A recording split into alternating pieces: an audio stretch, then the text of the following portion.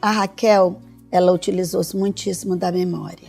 Os escritores, em seu processo criativo, eles utilizam-se da memória, da observação e da imaginação. Isso em proporções que nem eles mesmos sabem, nem eles mesmos podem dizer em que proporção utilizaram-se de cada um desses aspectos. A Raquel, ela utiliza personagens, espaços geográficos, acontecimentos que ela viveu da vida dela em sua obra. Quando nós fizemos na Federal um seminário sobre Raquel de Queiroz, Sertão e Litoral, quando nós víamos do Centro de Humanidade, paramos num sinal, o carro, e um carro que parou do lado chamou-a, tia Raquel. E ela falou com a moça, e quando nós saímos eu disse, tia Raquel, quem é essa sua sobrinha que eu não conheço? Aí ela disse, Lurdinha, ela é filha do Vicente. Do Vicente? A ficha não caiu. De repente eu me lembrei, era o personagem do 15. Porque o Vicente, na realidade, foi criado a partir de um primo por quem ela foi apaixonada na adolescência. Surpreendia de repente com suas ironias, com suas histórias engraçadas. Não era só uma narradora que fazia romances. Ela também, na vida real, conversando, tinha histórias muito interessantes para contar. Na época em que ela morava no Rio, ela frequentou os maiores grupos de intelectuais. E houve uma época em que a casa do Aníbal Machado era o lugar em que eles se reuniam, sempre para jantar aos domingos. Certa vez estavam ela, Manuel Bandeira, Afonso Arinos e Ribeiro Couto bebericando. E o Aníbal Machado tinha mania de beber um pouco dos copos dos outros. E ele ficou bebendo e de repente disse, não tem importância eu estar bebendo do copo de vocês, aqui não tem nenhum tuberculoso.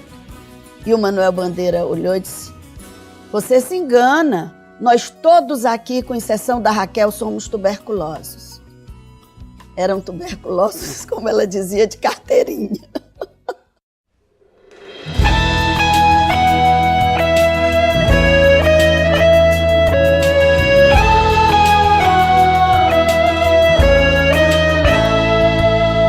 Bárbara, flor do sertão, guerreira do não e do sim. Bárbara, mãe de Tristão, avó de Alencar, do Guarani. Bárbara, olha esse mar, o dragão desse mar é um Davi. Feito você a lutar pelo dom de lutar, pelo porvir. Bárbara, ouve o conselho do velho de Quixeramobim. O sertão vai virar mar e o mar vai virar um jardim. Bárbara, olha essa aldeia tão cheia de ti e de mim. Bárbara, olha esse céu, é o céu do sertão do meu padim. Ai, ai, meu padim, padim, cisso. Liberdade aqui é tudo isso, o Ceará tem disso sim. Ai, ai, meu padim, padim, cisso. Liberdade aqui é tudo isso, o Ceará tem disso sim. Bárbara, olha esse chão como é seco o sertão do sem fim. Lar de Raquel de Queiroz e do Patativa do Cariri. Berço do cego Aderaldo e do tal do amor de Peri Ceci. Luz de Delmiro e Evaldo, Gouveia, Candeia a reluzir. Bárbara, ouve essas ondas de Jericoacoara e Aracati. Olha esses gatos pingados pintados por mestre Aldemir. Ouve Humberto Teixeira, o doutor do Baião, no bandolim. Bárbara, olha essa flor que é da cor da flor do alecrim. Ai, ai, esse chão fronteiriço, esse amor, esse mar, esse maciço, o Ceará tem disso sim. Ai, ai, esse chão fronteiriço, esse amor, esse mar, esse maciço, o Ceará tem disso sim. Bárbara, veja o clarão dessa luz, redenção dos Martins. Bárbara, luz de Bezerra, que trouxe pra terra o fim do fim. Bárbara, Iracema, Graúna do Sol, Curumim, as faustas águas do Nilo, que é o Jaguaribe daqui. Terra judia, cigana, versão carcamana de pré-pichim. Fogo de berço arabesco, afresco de pilim-pim-pim. Água canoa das fontes dos verdes portais do Fortim. Bárbara olha pro Crato, a princesa de trança e Trancilim. Ai, ai, esse povo mestiço, essa terra me botou feitiço, o Ceará tem disso sim. Ai, ai, esse povo mestiço, essa terra me botou feitiço, o Ceará tem disso sim.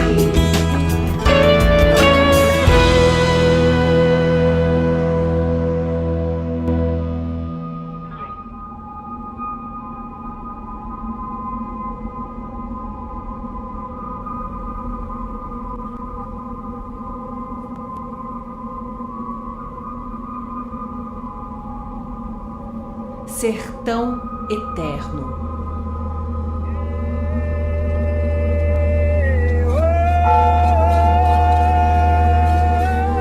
Perene como certas coisas, como certas pessoas. Aqui, uma cearense se descobriria numa fértil vocação, a de multiplicar o sertão mundo afora.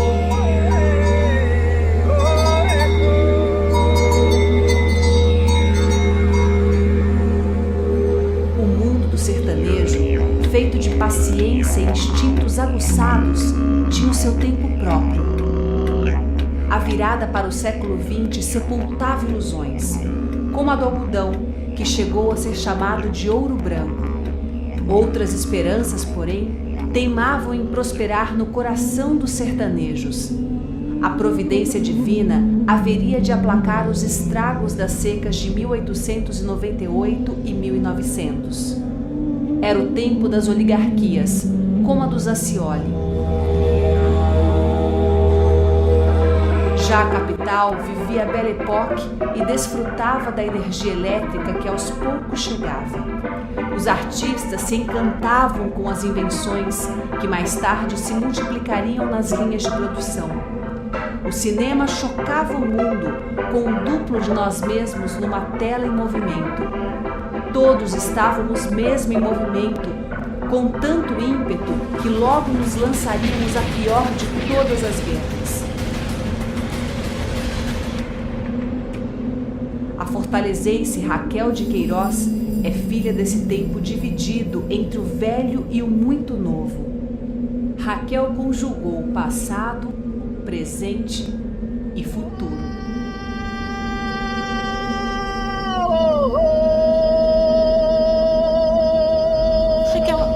Raquel era terra. Raquel era, se pudesse definir, a Raquel era terra mesmo. Era uma coisa, ela tinha era ligada à terra, a terra estava no sangue dela.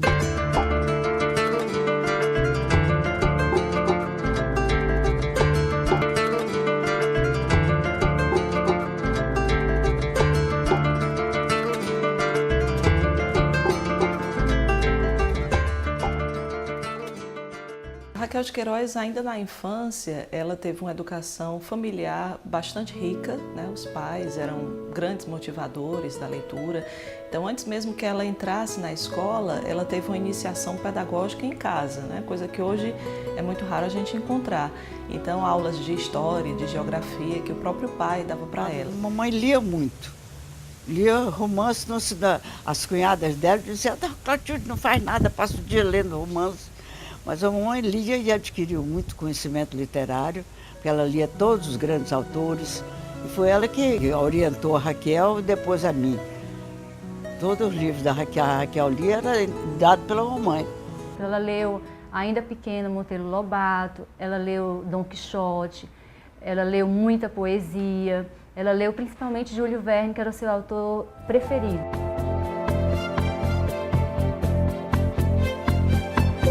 Ainda muito nova, ela lia em francês, em inglês, no original, então ela conheceu grande parte da literatura universal na fonte mesmo e de uma maneira muito precoce. Rabiscava pequenas histórias, escrevia alguns poemas e os escondia com medo da censura ou da gozação dos familiares, dos irmãos, ou mesmo da censura crítica da sua mãe. Dizia a Raquel que a mamãe era muito rígida, que era muito sistemática, assim. Não acredito muito não, porque a Raquel mandava em todo mundo.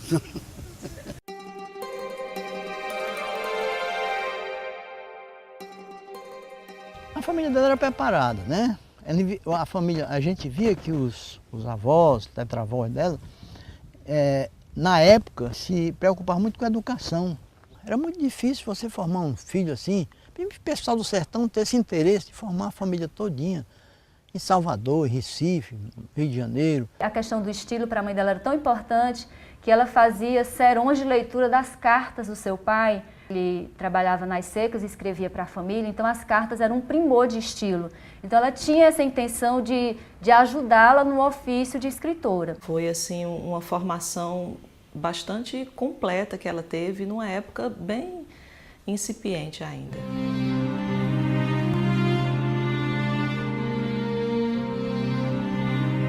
Uma nova década se iniciava e iria virar o mundo de pernas para o ar. A Europa se lançou naquela que seria a pior guerra da história. 19 milhões de pessoas morreriam na Primeira Guerra Mundial, entre 1914 e 1918. A guerra serviu como espaço de testes de avião, que poucos anos antes tinha sido testado com sucesso. Ao final do conflito, uma nova ordem mundial se formava e vários grandes impérios seriam destruídos. Um dos países fracassados, a Rússia, teve na guerra um pretexto para iniciar uma grande revolução. Estávamos em 1917 e o poder passaria às mãos dos socialistas do Partido Bolchevique, criando a União Soviética. O mundo começava a se dividir entre capitalismo e socialismo, numa tensão que durou praticamente todo o século XX.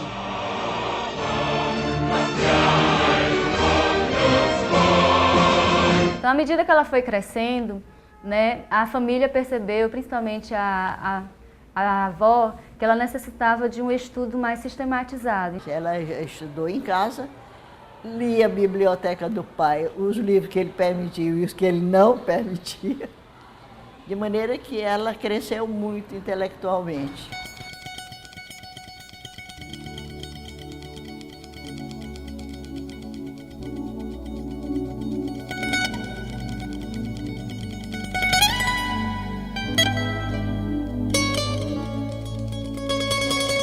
Não começou como um colégio, né? Começou como uma casa para amparar as crianças órfãs. Os pais teriam morrido naquela peste da época. O bispo então pediu às irmãs e elas vieram. E não tinha mesmo uma casa, uma escola organizada. Era uma casa de educação da mulher.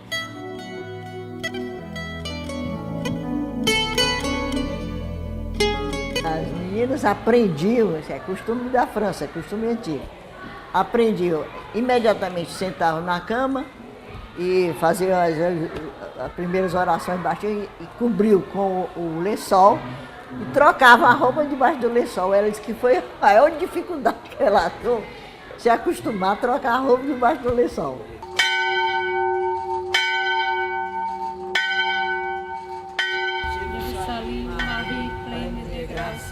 Le Seigneur est avec vous. Vous êtes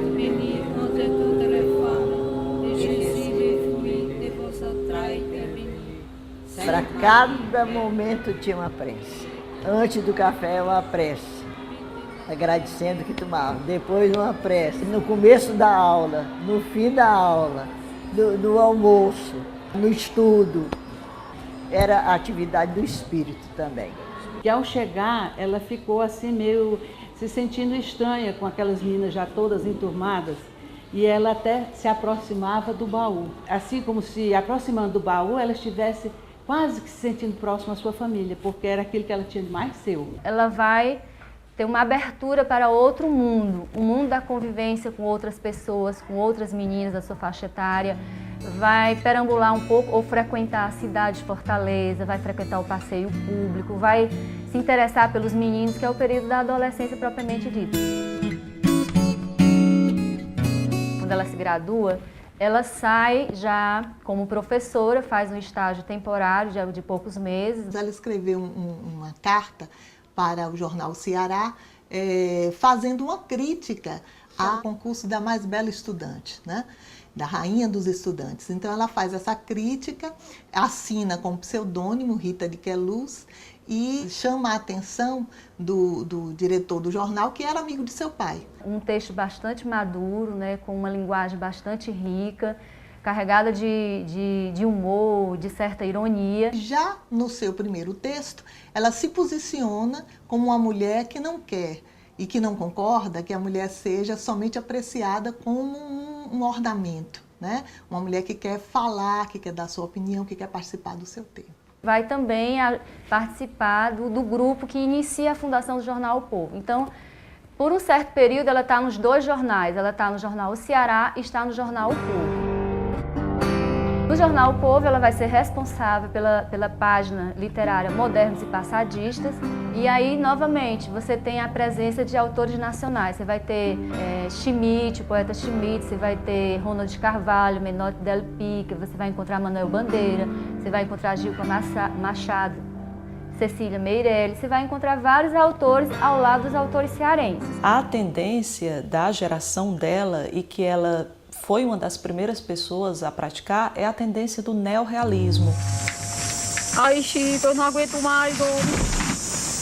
Então, a crítica relacionada às circunstâncias de seca, das relações humanas, de toda a miséria. Claro que isso não foi, vamos dizer, uma pretensão panfletária da Raquel, mas no momento de retratar essa realidade, esses problemas saltam à vista. Era uma escrita forte, vigorosa, que falava de coisas do sertão, coisas do Ceará, do Nordeste, de uma maneira muito afirmativa e muito direta.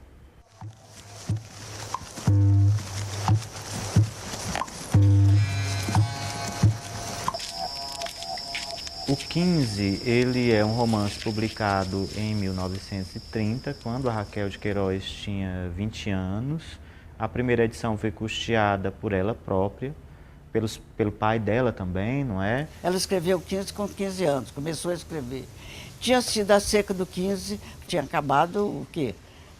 2 anos atrás, foi 15 e 16. E ela veio para o sertão já no ano de 19, que já estava um grande inverno. Ela fez um trabalho investigativo, como repórter, como jornalista mesmo. Além de ter lido todo o repertório de leituras de naturalista, de todos os romances anteriores, principalmente de cearenses, ela foi pesquisando através de depoimentos orais, ela foi anotando coisas e preparando essa gestação, a escrita inaugural do romance. Estava tão presente a seca, os efeitos da seca, era uma coisa tão trágica que tinha acontecido no sertão, todo mundo falava nisso, todo mundo contava quem tinha morrido, quem tinha perdido tudo, que aquilo marcou muito, né? E ela começou a escrever o livro. Aí quando, aos poucos, começou a escrever no Junco, depois continuou lá no Pici, no nosso sítio, em Fortaleza.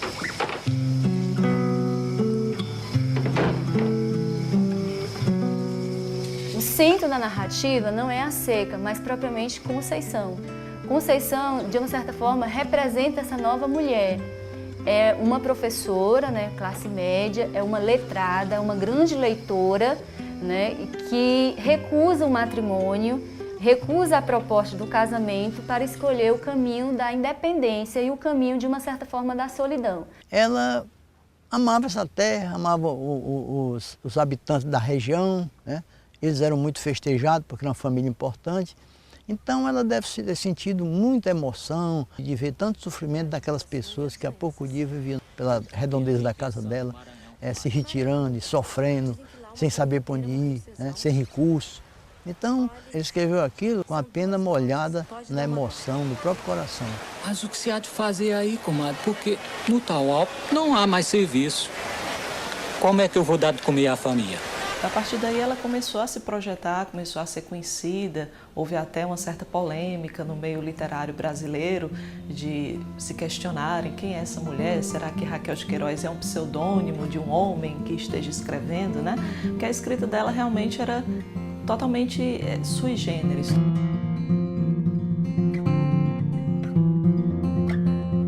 Ela começa a conviver com os autores da geração dela, né, que depois vai ser conhecida como geração de 30, segunda fase do modernismo brasileiro, uma fase muito marcada pelo regionalismo. E a Raquel vai encontrar os seus pares, ela vai, vamos dizer, conhecer e conviver proximamente com o Jorge Amado, né, o Graciliano Ramos, como José Américo de Almeida. Então, não apenas ela teve uma formação clássica, mas ela também foi uma escritora que conheceu os autores do seu tempo, conheceu os seus contemporâneos e compartilhou com eles leituras e conversas.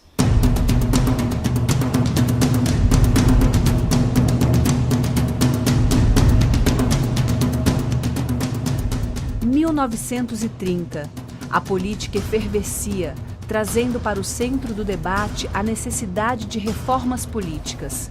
As oligarquias ainda persistiam e causavam a revolta de alguns setores.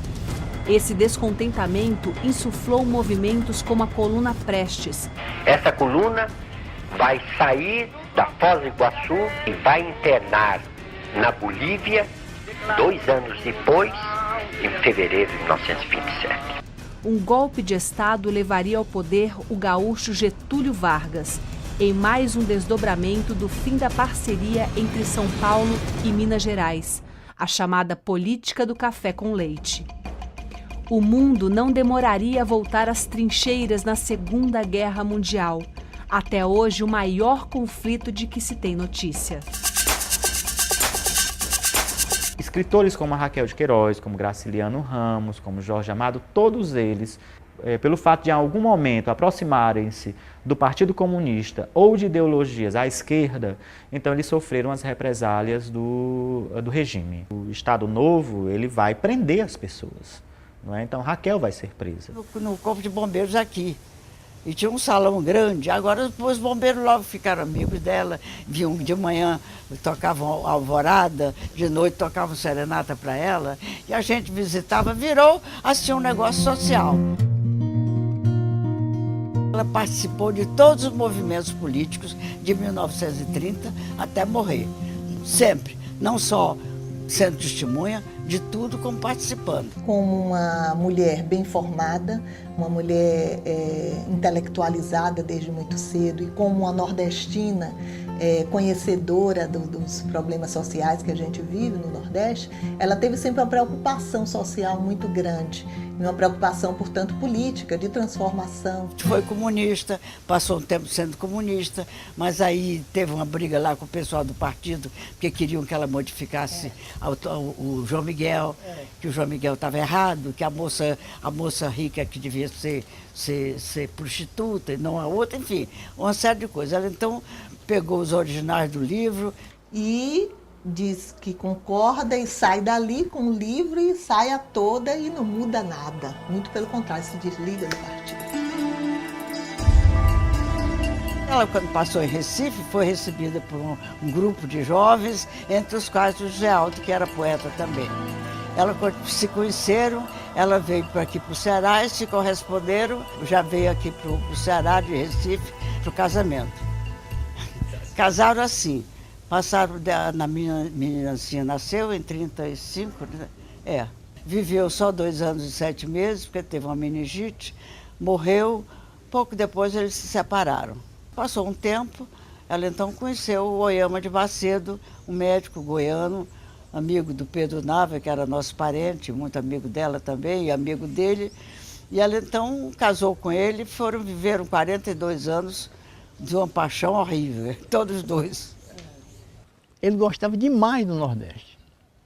Deu muito certo porque ele, quando chegava, botava um chapéu de palha, ia ver aquele pessoal preparar aquelas roçadas. Ele não conhecia nada de fazenda, de sertão, nem de Ceará. E foi no tempo da guerra, eles fizeram uma viagem, não tinha navio, se tinha navio eram afundados, mas então eles vieram por terra e pelo rio São Francisco, que deu uma série de crônicas muito boas.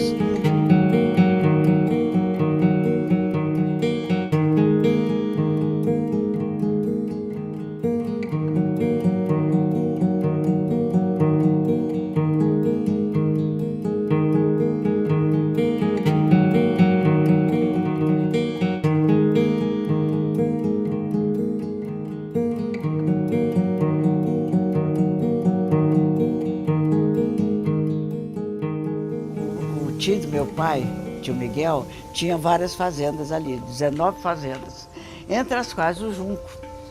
Aí o Junco abrangia várias fazendas também. Aí ele deu essa fazenda para um sobrinho.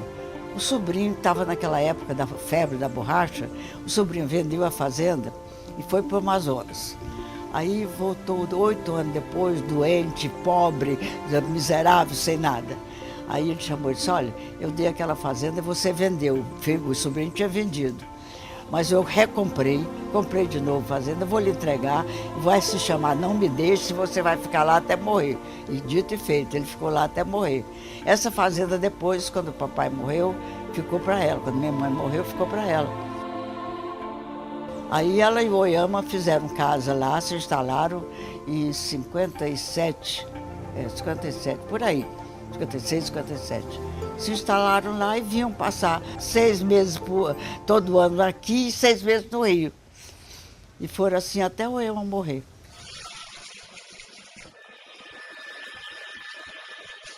Anos de chumbo. O Brasil entrou no período de exceção mais marcante em toda a história da República. Golpe ou revolução? Para os militares, seria o futuro do Brasil. Para seus opositores, seria o prenúncio de sofrimento e limitações. Um cearense, Humberto Castelo Branco, foi o portador das novidades. O primeiro presidente eleito indiretamente no novo regime.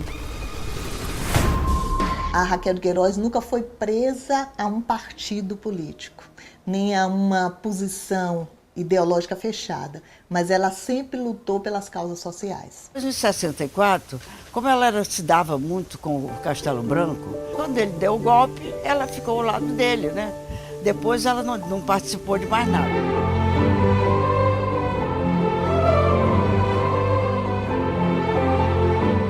Ela efetivamente teve uma participação e nunca negou. Até porque ela sempre complementa que ela jamais imaginava que o regime militar iria se transformar no que se transformou.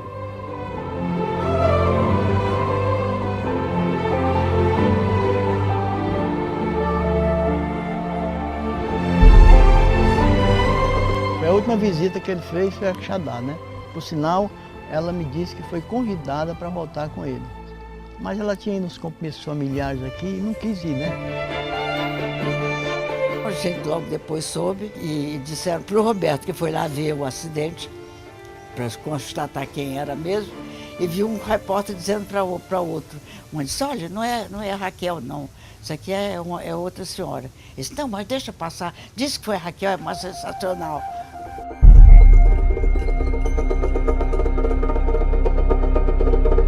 O mundo começava a dar respostas às ditaduras. O Brasil, ainda sob regime militar, institui garantias civis adequadas aos novos tempos.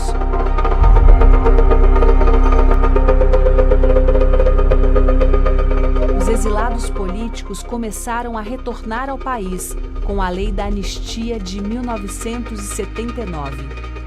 Fora do Brasil, a Guerra do Vietnã chegava ao fim.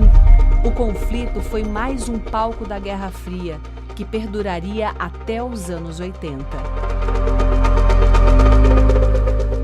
Ligaram para cá, às 11 horas da noite, e no dia seguinte eu peguei um táxi bem cedo, fui até a casa dela. E ela lá pagou o táxi e disse, você vai comigo agora. É tanto que ela veio comigo, entrou na Telemar e ficou ligando para as pessoas até talvez 10h30 para 11 horas da manhã.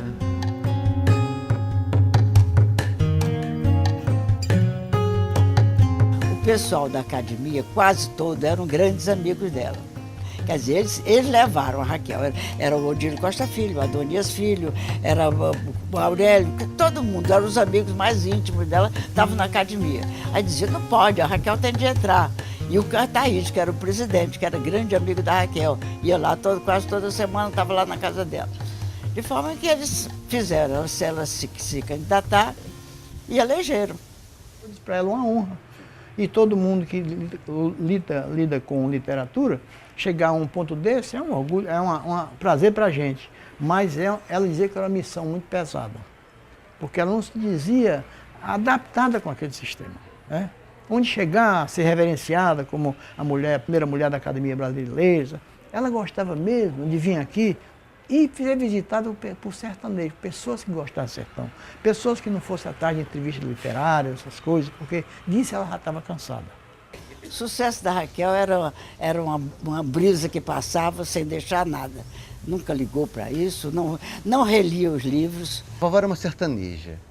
No fundo era, sabe, uma mulher de firma sertaneja, uma dessas matriarcas sertanejas. Gostava muito dessas atividades domésticas, que eu não gosto muito. Além de gostar, ela cozinhava muito bem.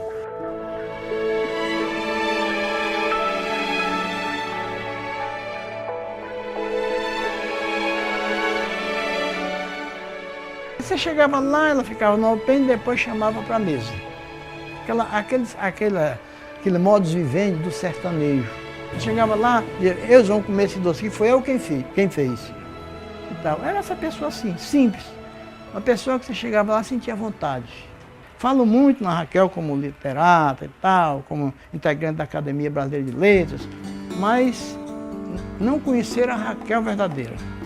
Aquela que fazia questão de ser quixadaense, amava esse Nordeste, gostava do sertão e quando estava aqui, fazia questão de ser uma fazendeira. Ela entendia todo mundo, gostava de conversar com os caboclos, que sentava na rede e ficava conversando com a gente. De preferência, na noite enluarada, ela deixava as luzes apagadas e ficava conversando claro na lua. Toda noite a gente vinha, exigia que o morador viesse, a gente conversava aí até 8 horas da noite, 9 horas. 7 anos. Em torno do, vamos dizer, 8, por aí, entre 7 e 2 anos, eu estava na fazenda. Aí eu falei de uma forma um pouco mais ríspida com uma empregada. Ela me deu uma bronca na frente. Você está pensando que só porque o neto, você pode falar assim, ela está aqui trabalhando para a gente, mas ela merece respeito. E eu ficava, ela não gritava, ela ficava zangada, tortava a boca, falava mais baixo. Ninguém era besta de...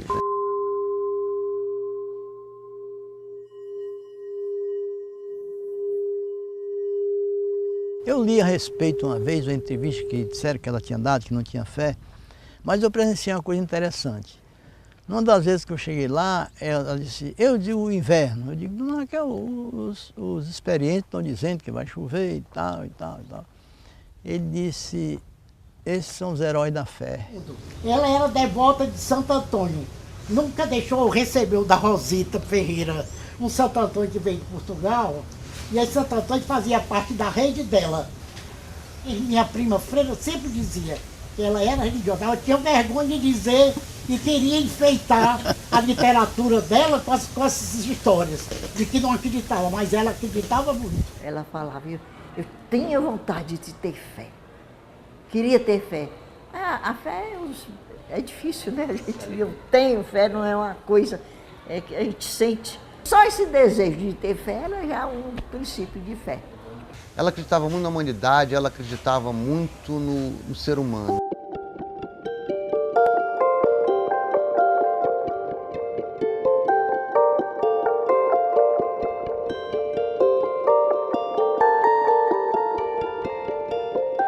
Tinha uma coisa que ela, a capacidade de amar dela, aquelas pessoas que ela amava incondicionalmente. Ela era muito destemida, muito valente, muito corajosa. E um dia estava um repórter me dizendo, quando saiu a Maria Moura, o livro A Maria Moura, estava um repórter dizendo assim, como é que a senhora definiria a sua irmã Raquel? Eu digo, olha, Raquel é a própria Maria Moura. Ela estava porta, que eu nunca mandei matar ninguém. Eu digo, não mandou matar, se você estivesse vivendo naquela época e naquelas circunstâncias, você mandaria matar, que eu te conheço. Como escritora, não precisa dizer mais nada, foi a grande escritora que foi, mas ela foi principalmente uma grande pessoa, uma grande personalidade de generosidade, de bondade, de compreensão, hein? Simplicidade absoluta.